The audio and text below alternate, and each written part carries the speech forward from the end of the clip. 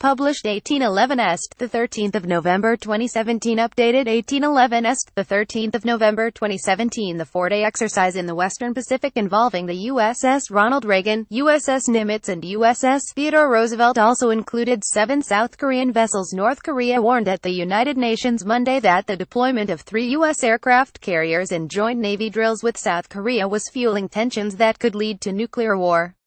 North Korea's Ambassador Ja Song-nam said in a letter to UN Secretary-General Antonio Guterres that this was the worst-ever situation prevailing in and around the Korean peninsula. The first such deployment of 3 U.S. carriers since 2007 is making it impossible to predict when nuclear war breaks out due to the U.S. nuclear war equipment taking up a strike posture, wrote the ambassador. The four-day exercise in the Western Pacific involving the USS Ronald Reagan, USS Nimitz and USS Theodore Roosevelt began on Saturday and included 7 South Korean vessels including 3 destroyers. The ambassador said the United States had reactivated round-the-clock sorties by B-52 strategic bombers and was making frequent flights of B-1B and B-2 bombers in the airspace of South Korea. The large-scale nuclear war exercises and blackmails make one conclude that the option we have taken was the right one and we should go along the way to the last, wrote Ja.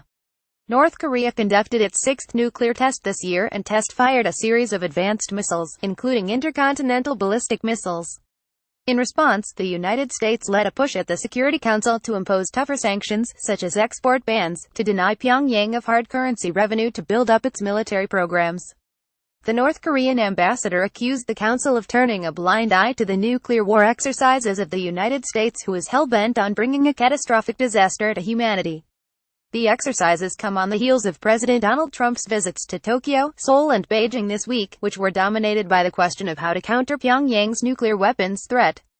Sorry, we are not currently accepting comments on this article.